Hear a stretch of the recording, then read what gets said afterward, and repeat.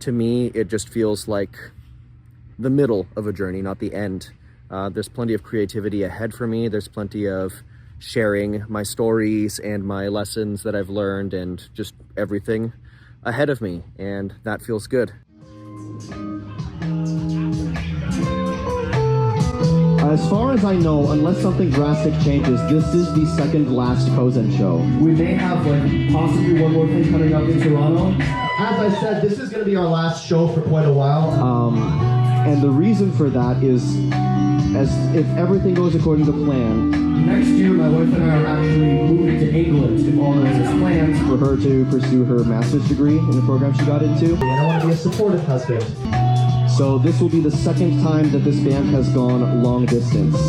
That's actually how we recorded our first album. I was away in the States for my master's degree. So apparently school just hates this band. We will continue writing music. We will continue releasing music. We have a ridiculous backlog of stuff to share with you still. So we're not going away entirely and completely, but it is this, I'm struggling to process it right now, honestly. Anyways, that's not what this is about. The point is, I appreciate having so many of you here on such a momentous night for us. But it's a really big honor for me to have you all here at what I feel is the climax of 9 years of this band. And it really means a lot to me. For now, this is a really, really special night that you all chose to be here on such a final and momentous occasion for us. And to be here for what will be hopefully a live record, maybe. I'm trying to unpack what it means to handle the end of a season gracefully. If you've ever faced the end of something meaningful in your life, a breakup, the death of a loved one or a friend, or even a good thing like graduation or moving to a new place, you know that there can be a really particular kind of pain that comes with that change. Even an achievement like graduating from a school comes with a shadow side, the loss of a routine you've kept for a few years, and the habit of seeing certain people on a regular basis. Throughout the last quarter of 2024, I had to make announcements to my band's audience several times that the band would be going on hiatus from live shows in the new year.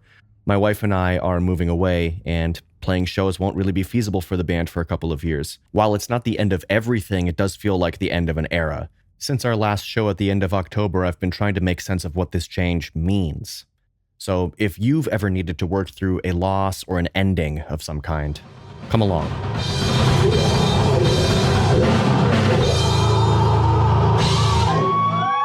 We are Kozen! Y'all have a good night. Stick around. That was awesome. Thank you.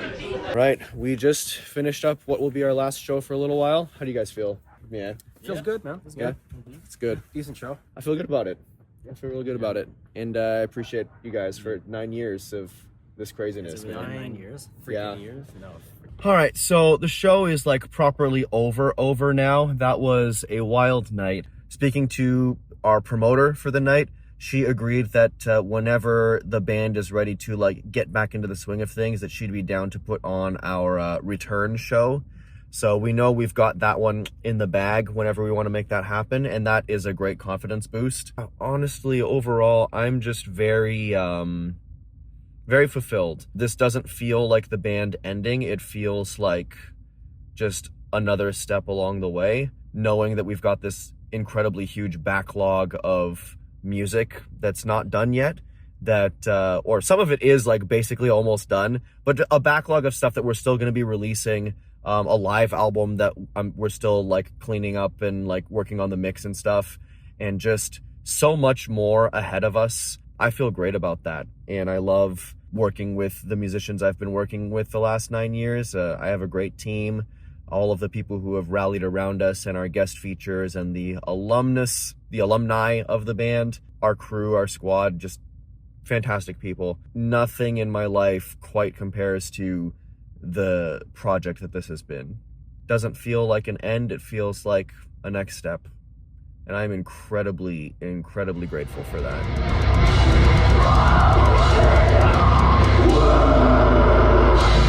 Thank you.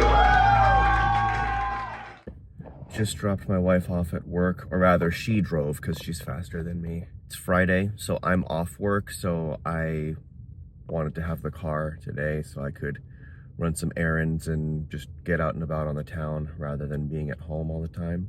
But it's kind of a nothing burger of a day. honestly. Got some Passionfroot videos to work on, and that's about it. Not much else going on, so I thought I'd give you a little window into my normal or something, and I guess maybe take a look at what it feels like being in a transitional state, being in the midst of things about to change. It almost feels liminal. Yeah. I came away from that last show of 2024 feeling really good. It didn't feel like the end of everything, just a pause. But I've learned over the years that I always feel really good about things right after a show has ended. It's what comes in the days afterwards that sucks. I've heard other artists use the term post-tour depression, and while I've never toured extensively, I do know the feeling. Returning from the high of being on stage, even small stages, and coming back to the concerns of normal life is such a crushing contrast. Returning to the day job on its own can be a lot to process, but now knowing that there are no shows ahead of us, no future instances in sight where the band would be together and playing, it's particularly dreary. How about Cozen, everybody? How about Dylan? No. How about Cozen, everybody? Just getting my breakfast ready. We got some oatmeal with some granola on top of it. Yes, that's a lot of grain, but whatever. This year, my family was hit with a huge shock when my dad was diagnosed with a pretty aggressive and advanced form of cancer. In this context, it feels really trivial and dramatic for me to talk about my band not having any upcoming shows as grief, but I don't know that there's another word for it. I am, though, trying not to trivialize this. The band represents 9, almost 10 years of my life's work, and as small as it may seem to others, it is a part of me, and it's something I've shared with the people closest to me, including my family. Grief, in this instance, won't be processed by denying what it is. Much the same in any other area of my life. I've had to face all of it head on and process each thing for how it actually makes me feel. But I do need to find a way to let it play out and pass, rather than dwelling on it. And that's what I've learned from all the things I've faced within the past year. Oh, buddy. Hey, buddy. Hey, Rocky. You excited? Hey. If you've watched this channel at all or followed us on our socials, you know that walking my dog is a big part of my daily routine. I'm finding joy in my time with him, especially keeping his old age in mind. Can I just say, what a gross, dreary day. Like, super melancholic. Rocky, you okay? He's okay. Good boy. He's got to learn how to eat his breakfast inside of his travel castle. As I've faced the prospect of a big move to a new and unfamiliar place, and the implied end, so to speak, of my band for a time, I've found a lot of comfort in relationships, both established ones as well as new. Especially facing being in a new place, I've had to remind myself that I can, in fact, make new connections with people. Last year, I took a chance and reached out to a local musician in Toronto who I'd been following for a while, Shy Music. She's an Afrobeats artist from Kenya originally who's been building her music and fashion brands in Toronto for a while now. We connected really well and ended up playing and recording together. I played guitar for one of her shows, and she featured on my band's latest record and opened for us at the release show for that record. We ended up hanging out outside of music too, and I consider her a good friend now.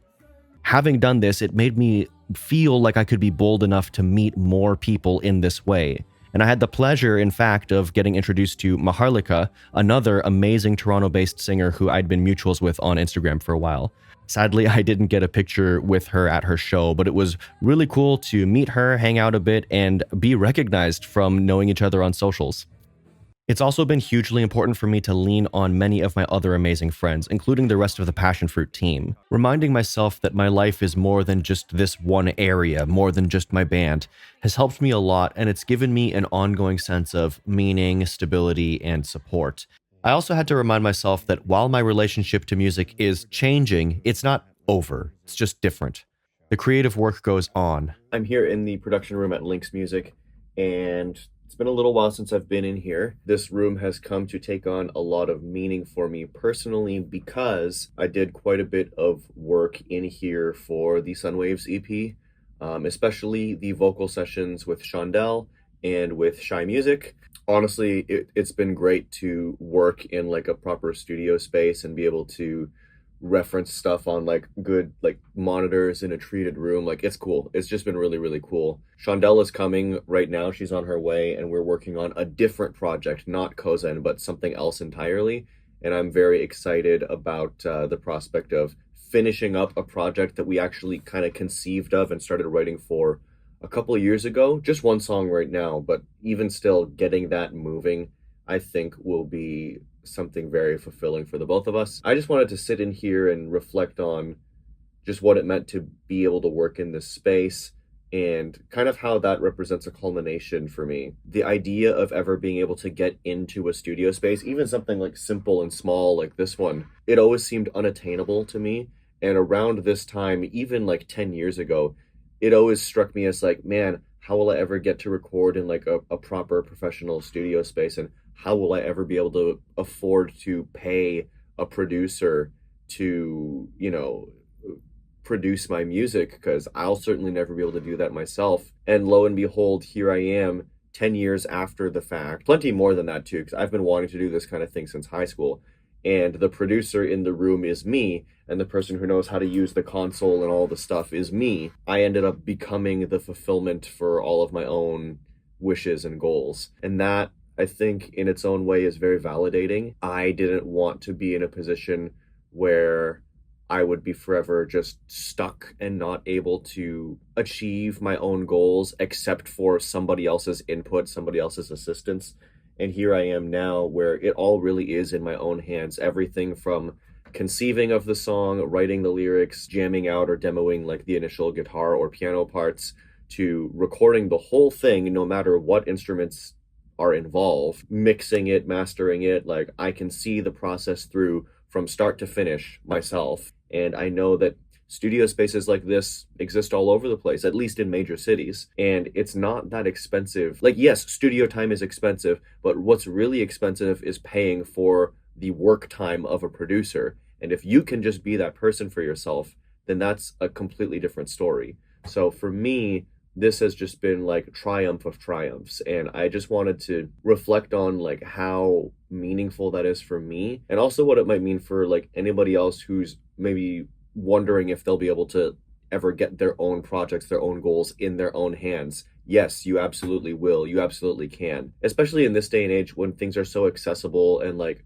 equipment and resources are simple and like a low threshold for learning how to do it. Like there's just so much that you really can do by yourself, and you don't have to sit there lingering with questions. Honestly, I feel like if we did one more take like that of you just kind of doing whatever you want, we could kind of just have you interjected throughout the song. Okay. And as long as you just like commit to your delivery, we can always like find a way to make it mix, even if it's not the exact same thing as what's in there. Okay. Yeah. Yeah, no. That's cool. And I'm going to keep that because you actually had some really good moments throughout that. Yeah. You really did. I know you weren't trying, but like, that's the point. That's where I thrive. Yeah, like, listen to this. Driving death into the world. Driving death into the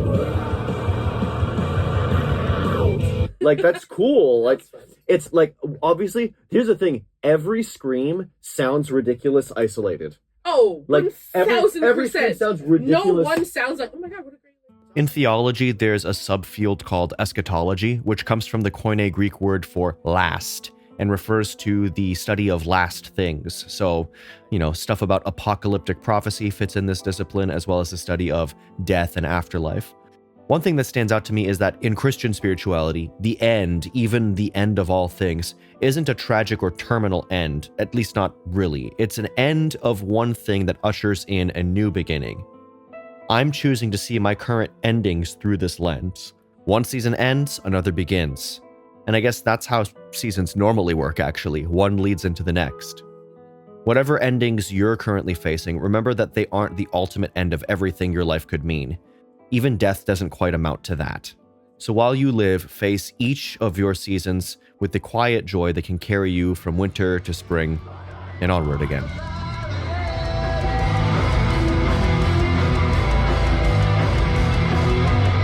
Thank you so much. We are Kozen. We love you all for sticking around. Hang out for the other bands. Good night. To me, it just feels like the middle of a journey, not the end.